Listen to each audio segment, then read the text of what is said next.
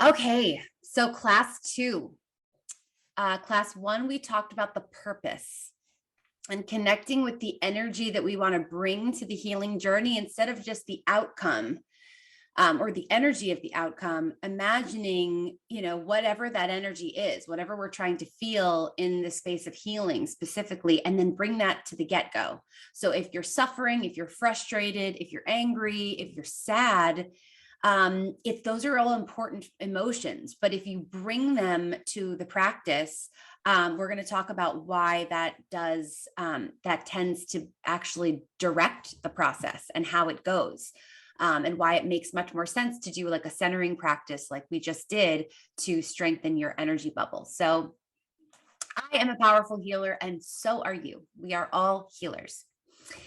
And, when I think of, we talked a little bit about last week about healing, about the body having the ability to self-heal and just needing some direction, needing a boost. And there are many ways to do that. So in this class, we're mostly dealing with energy medicine. And I asked this question, I thought of it years ago. I really would hesitate to share that I practice energy medicine, even homeopathy, where we take these little sugar pills that are physical. It's a quantum medicine. So the technology of homeopathy and the remedies that are employed are actually not physical medicine, like a pharmaceutical, like an herb or a supplement, which absolutely has value. But we're talking specifically about tapping into energy, and why is that actually a thing? Like, is it bogus? Is it fake? Or is it, brilliance? Is that where really the power is? And of course, in this class, we wouldn't be in this class, in this space, if we didn't have some faith in energy medicine, right? So my intention with even asking this question is not to convince or convert. I realize that we all have a similar consciousness, even though we're at different stages of our, in our knowledge acquiring process. But, when we're tested, when we're questioned, when people say, because still you Google energy medicine on, in a regular search, and Wikipedia will tell you it's a myth, that's not actually a thing. It's not, there's tons and tons of even peer-reviewed research studies to show that certain energy healing methods have substantial proof, but that's not the mainstream reporting. So I think it's actually a beautiful opportunity when somebody that even somebody who's close to you that you love, challenges this idea of whether energy medicine is a thing. So when I share the information I'm about to share, it's not to convince you, or not, because I realize I'm preaching to the converted here, right? But at the same time, it's to fortify. And this is why I love study, not to prove, because as Carrie and I will discuss over and over, proof comes from an internal place. If it comes from an external place, we're screwed, frankly, because it's just, there's so much manipulation. There's so much to question and waver when it comes to kind of like an outside in, trying to find truth from the outside. And you'll see in a minute why, even in quantum physics, why we know that can't be possible, that we find out truth from an external way of relating. So proof has to come from within. But study is so awesome. When we study sciences, when we learn from teachers, when we acquire information, it's so great for strengthening and substantiating what we feel from a deep sense of knowing what we feel as true. So that's kind of the idea. And then another reminder, I just wanted to share that my belief is that everything, including, the strongly held mainstream beliefs, they're all stories. Even a research study of the highest quality is essentially a reporting on something that happened outside of our own personal witnessing, usually, unless we're like a key researcher in that study. And then we're told a story about the data or the experiment practiced, or just the observational collection and interpretation of information. So everything is a story. So if we can kind of stay in that external place of not accepting anything as truth unless we run it through our own internal alignment, well, then we really stay safe in taking in knowledge, right? So I see stories as potentially sources of distraction or deception even, but I also see them as, a way to spark an inner knowing of truth. So sometimes reading something is such a great way to spark your own intuition, right? Your own idea of what might be true. So let me just, using a slippery mouse pad. Okay, so I love this. I don't know if you guys are familiar with, actually I should put Dr. Joe Dispenza. He is really big into neuroscience. He started as a chiropractor, and this quote comes from a book called Breaking the Habit of Being Yourself. So it says, all matter is more no thing, or in other words, energy, than something, which we would call in quantum physics particles. So I wanted to just read you a little bit, just to kind of further the idea of this. So what we're learning now is that if you look under a telescope, not a telescope, a microscope, at any given piece of physical matter, especially human tissue, and you keep zooming in and zooming in and zooming in, and you need really advanced technology for this now, because we can zoom in really, really, really far. But what's really amazing is that the further you zoom in, the more you see just space. Like the closer in you get, the more distant actual physical particles become. So until really there just is only energy, there's like nothing observable. And so this phenomenon is almost hard to wrap our heads around as we're sitting in these very physical bodies that we're sensing and touching right now. But so I want to just read to you a little bit from this book. So he says, so ponder this. Everything in the physical universe is made up of subatomic particles, such as electrons. By their very nature, these particles, when they exist as pure potential, are in their wave state, while they are not being observed. They are potentially everything and no thing until they are observed. They exist everywhere and nowhere until they are observed. Thus, everything in our physical reality exists as pure potential.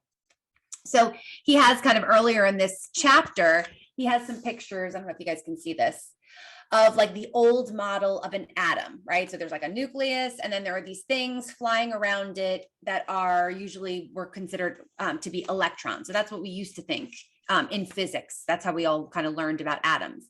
But then there was the quantum atom, which looks a little bit different. So you can kind of see there's a nucleus, and then there's this field of electrons, and there's like many more, right? It's not just those loops. It's many more of these electrons in what's called an electron cloud. And then here's what's really interesting. So this is the real quantum atom. So this is the third picture, and there's nothing. There's nothing in the diagram, right? So, and the caption underneath it says, this is the most realistic model of any atom. It is no thing materially, but all things potentially. So when we only think materially with matter, we come up with our general rules of physics, right? When we observe large things that are made up of tons of atoms, right? Unfathomable numbers of atoms, then there are certain rules that seem to apply. But what's so interesting is the smaller the thing that we observe, so the more we go to the particle level, the same rules of physics do not apply. Like they're completely different. So why would a different set of rules apply to the smallest version of us when it's still us, right? And what ends up being the answer to that ultimately is focus. So what brings something from like a light wave in the atmosphere into physical reality is an observer, somebody who has a perspective and a mind to process and basically dream. Like when he talks about potentiality, that's dreaming. That's like, so basically all things are possible, and all of these electrons are just representative of the energy of ideas. And those ideas combine to eventually condense and collapse into a reality in the form of a particle. Particle and light wave, same thing. Sound wave, right? Same thing. Just one has focus and has an observer. So something isn't actually a reality without an observer. So this is still difficult for me to wrap my head around. I don't know how you guys are feeling about this, but we're going to go a little deeper in. Okay. So that's more of the kind of quantum science idea of it, but we're going to go a little into some more like theory. So this is a really interesting formula for life. So we're talking about particle as in like the physical manifestation of an idea, right? That all of life starts as a mind, like not even on a physical level. And how that forms is really influenced by two parts of life. So we live in an electromagnetic field. So if you picture a field, like they're in this picture right here. So there's this tree. It's kind of cool that just you can see just the branches on one side and then the branches with the leaves, right? So this is a field, and then anything is possible in that field. So how do we create there? How do you create a physical reality? Well, in the electromagnetic fields, you need magnetism and you need electrical charge. And life is essentially a dance between these two things. So one easy way that I like to think of it is that emotions represent like a magnetism, kind of like a magnetic pull. And then mind represents these electrical charges that are floating around. Now, if a charge is not attracted to a magnet, some kind of energy, it doesn't really do anything. It doesn't create anything. So if it is, now we have creation. It's the same thing. It's the same principle as, we have lots of thoughts floating around in our heads, right? All day long. They say, I've seen estimates as many as like 60,000 or something thoughts a day. But we obviously don't know all of those thoughts. You're not even aware of all of those thoughts, right? So some of them are just kind of running, but the ones that make it into your consciousness and maybe actually even create something, maybe not even your consciousness, but just become a thing in your life, are the ones that have emotional charge to them. So if somebody says something to me and I have no feelings about it, it'll be like water off a duck's back, right? It'll just roll right off. But if it triggers an emotional energy, well, now I care. Now it has my focus, and then there will be something created there. So the same idea goes with dreaming and with life. Most people are unaware that we actually are dreaming up even the things that we don't want to happen. So there's this really interesting, I talk about this with my clients a lot, this interesting, like the telephone pole phenomenon, where they found that in cars that, we've heard the expression, she wrapped herself around a telephone pole, right? Got into a car accident, spun out, and then hit a telephone pole. Well, the interesting thing is that started as an idea first, that the minute a spin out happened, fear created this magnetism. And then there are these floating charges, and oops, there's this one idea of, oh, I really don't want to hit a telephone pole, but that charge exists and it fits the vibration of fear. And now literally, even though I didn't want to do it, I focus on the telephone pole, and we know the body, right? The body goes where the head goes. So I'm looking at the telephone pole and I literally drive myself into it. That's how this works.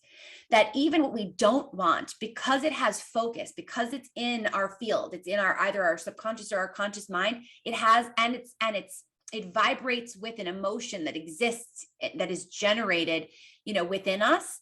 Now it actually creates something. So in this bubble of protection, it can shift, right? So if we're not actually spending that time to create this beautiful golden bubble, to do what Carrie said first, which was connect with the emotion you want to feel at the end of the day. So connect to that emotion now, bring that magnet into the field, and then from there, create this bubble of existence, and then see how the day goes, right? That is why we identify energy first, because without that magnetism, the thoughts that come won't have, the thoughts that come will not have power without a magnet that pulls them. So if we are in control of that magnet, if we set it at the beginning of the day, or at least are aware of it, now guess what gets attracted to us? The thoughts or the charges that match the emotion that we chose. But if we start the day subconsciously, right? Maybe you start out really down, you don't feel good, you had some dreams that triggered some stress, and now you're in overwhelm, you're in, frustration, you're in anger, you're in, unworthiness, something like that. There's your magnet. And that magnet is going to attract certain of these thoughts that are floating around. So the thoughts now, if we move on to that, hang on, let me just make sure we're on the right page. I'm having mouse issues today, you guys. Sorry about this. I think I'm using a very slippery book as my mouse pad. My kids stole my mouse pad. Okay, yes, that is the next one. Okay, And by the way, feel free if I'm like just blazing through some of this quantum physics stuff. Let me just let Laura in real quick. Let me know if you want me to slow down. Okay. So we have now this idea of thoughts and feelings connected. Hi, Laura. Hi, Laura. Good to see you. We're talking about thoughts and emotions. I'm going to go back real quick. Sorry, I was eating dinner with my mom. It's 5:30 in Reno. Oh, so sweet. That's awesome. No worries. Well, I'll catch you up. So basically, we're talking about the quantum field, the electromagnetic field, and this interplay between emotional energy and then mental charges. So I'm not sure about you guys, but in the health space for many years, I had a lot of, especially female clients, but men too, who were really upset about hormone dysregulation. So they went to a functional medicine doctor or their doctor, they had had blood work done, and they found that their hormones were out of whack. And the hormones were to blame for everything, for their leaky gut syndrome and for their low libido and for their lack of muscle tone or all kinds of things. So the hormones were to blame. So here's what's super interesting to me when we look at kind of what the field of neuroscience, which is really interesting right now, in the way that it kind of almost physically proves this idea of electromagnetism and how powerful it is in creating our reality. So this idea is that life actually starts as an idea, right? In the mind, it's a thought. And in the physical body, if we have a thought, the way that it becomes physical initially is through chemicals called neurotransmitters in the brain. So we have these chemicals that form, right, that express the thought, that electrical energy in our field. And then they actually want to communicate that down to the body. So they actually will activate neuropeptides, which are also these chemicals that then will kind of transmit the message down on the body level.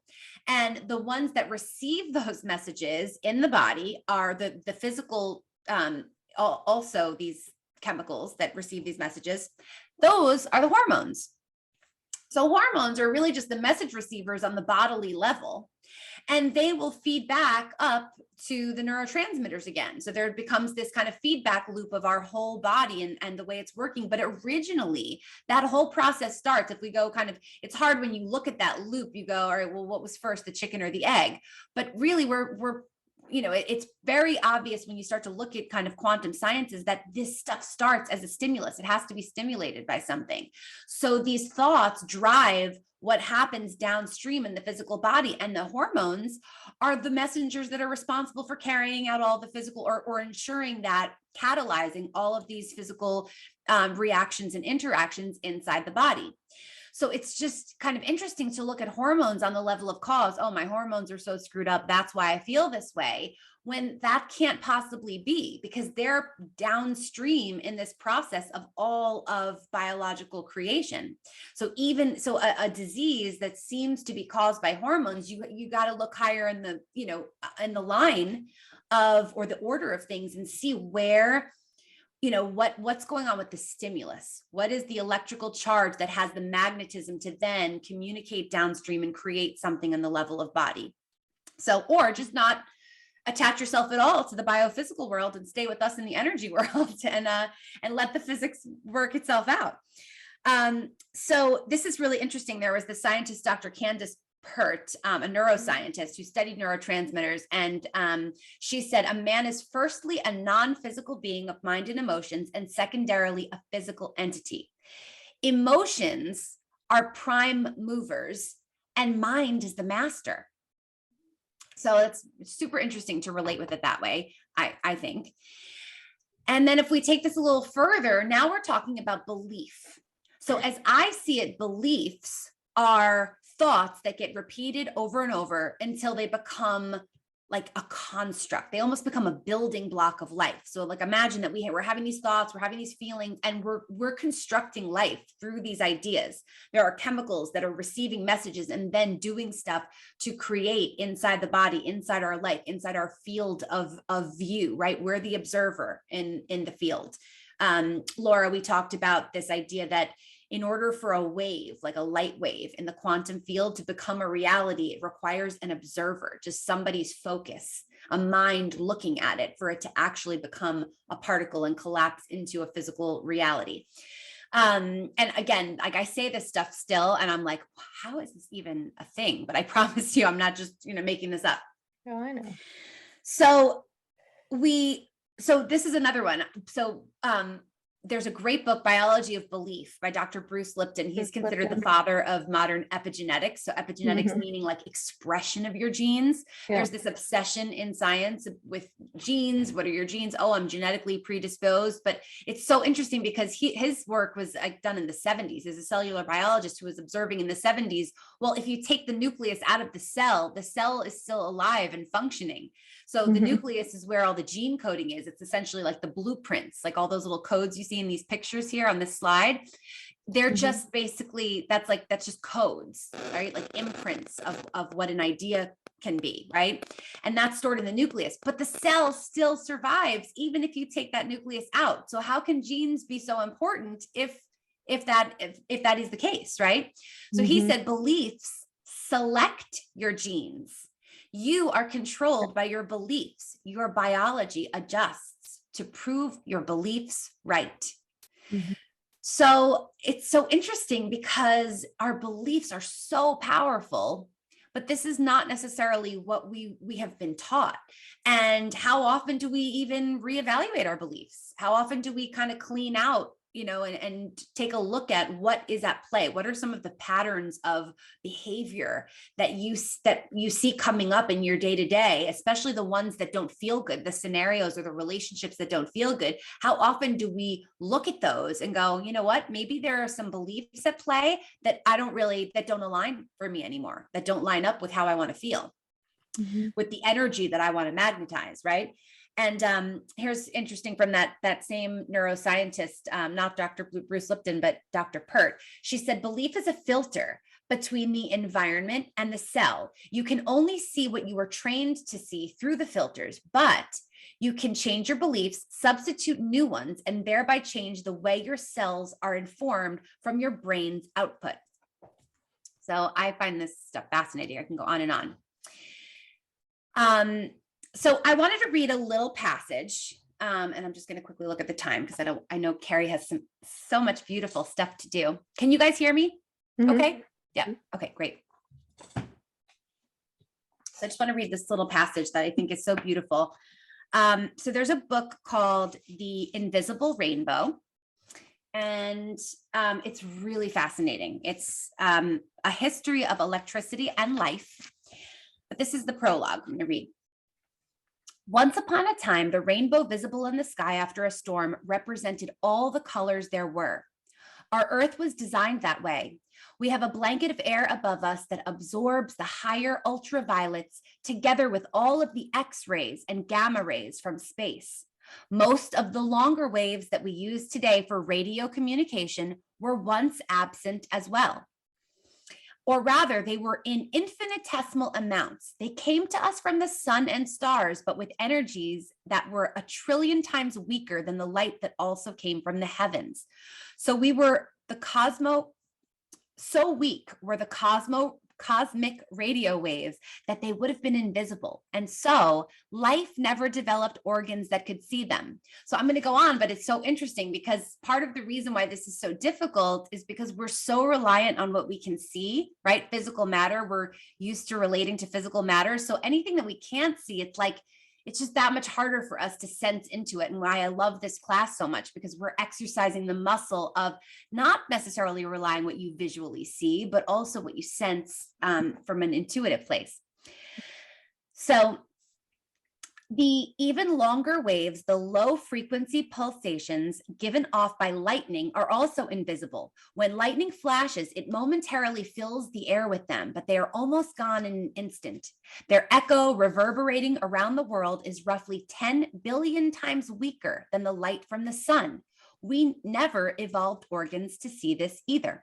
But our bodies know that those colors are there. The energy of our cells whispering in the radio frequency range is infinitesimal but necessary for life. Every thought, every movement that we make surrounds us with low frequency pulsations, whispers that were first detected in 1875 and are also necessary for life. The electricity that we use today, the substance that we send through wires and broadcast through the air without a thought, we identified around 1700 as a property of life. Only later did scientists learn to extract it and make it move inanimate objects, ignoring, because they could not see, its effects on the living world. It surrounds us today in all of its colors at intensities that rival the light from the sun, but we still cannot see it because it was not present at life's birth. We live today with a number of devastating diseases that do not belong here, whose origin we do not know, whose presence we take for granted and no longer question. What it feels like to be without them is a state of vitality that we have completely forgotten. Anxiety disorder afflicting 1/6 of humanity did not exist before the 1860s when telegraph wires first encircled the earth. No hint of it appears in the medical literature before 1866. Influenza in its present form was invented in 1889, along with alternating current. It is with us always like a familiar guest, so familiar that we have forgotten that it wasn't always so. Many of the doctors who were flooded with the disease in 1889 had never seen a case before of influenza. Prior to the 1860s, diabetes was so rare that few doctors saw more than 1 or 2 cases during their lifetime. It too has changed its character. Diabetics were once skeletally thin. Obese people never developed the disease. Heart disease at that time was the 25th most common illness, behind accidental drowning. It was an illness of infants and old people. It was extraordinary for anyone else to have a diseased heart. Cancer was also exceedingly rare. Even tobacco smoking in non-electrified times did not cause lung cancer. These are the diseases of civilization that we have also inflicted on our animal and plant neighbors, diseases that we live with because of refusal to recognize the force that we have harnessed for what it is. The 60-cycle current in our house wiring, the ultrasonic frequencies in our computers, the radio waves in our television, the microwaves in our cell phones, these are only distortions of the invisible rainbow that runs through our veins and makes us alive. But we have forgotten. It's time that we remember. So I read this not to fixate on the sensitivity of our energy bodies and how much our environmental energy, the nature of it, right? The wireless internet and the cell phones, all of which I use, obviously, right? Look at our medium tonight. The caution part of it, to me is not really the highlight. It's just this idea of how many things are present in dis-ease and health, that we don't necessarily see. A lot of times we look for a cause. And I think that's why all of us hop on this idea that, a germ or somebody is coughing on us, or, some kind of physical exposure is the primary vectors, are the primary vectors of disease.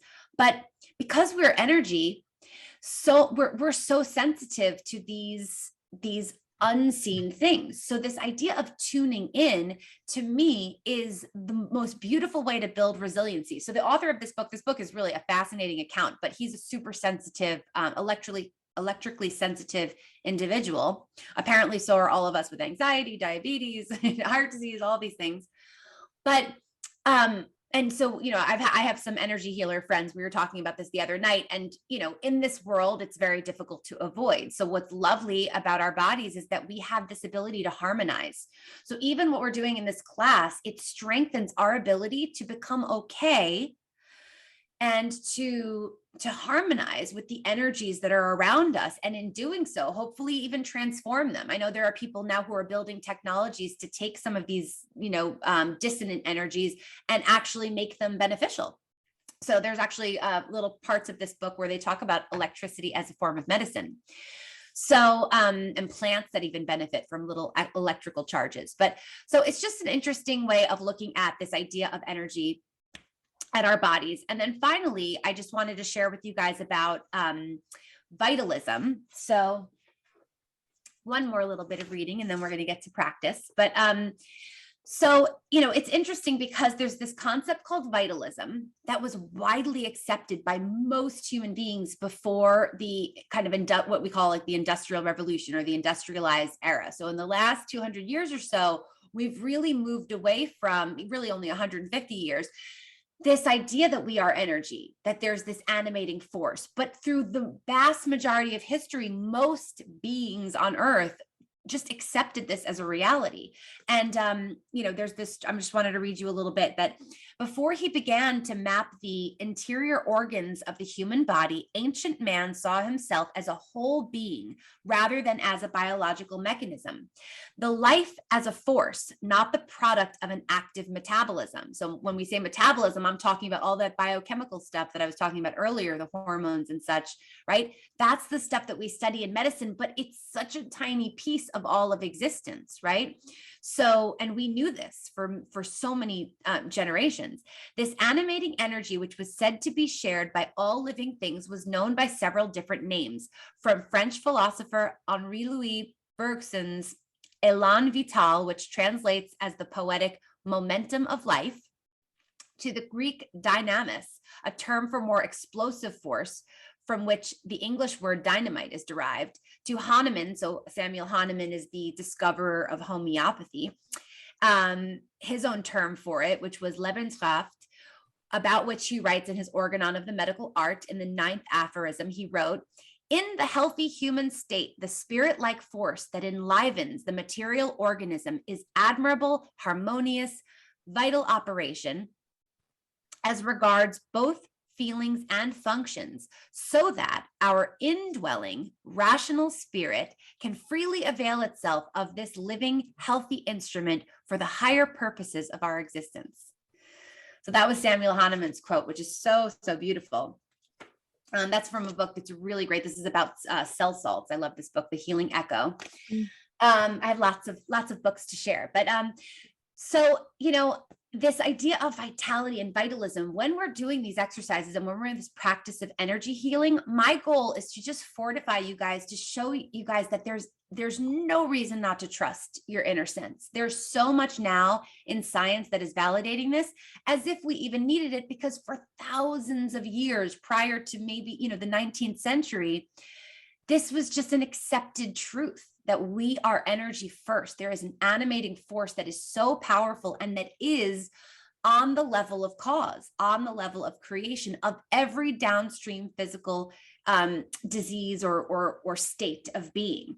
And, just to even take it a little further, if you could just picture by level of importance, the physical stuff is very important. However, when we look at this microscope exercise where we take a piece of human tissue and we zoom in and zoom in and zoom in, and we see mostly space, the physical portion of what we view is only 0.01%.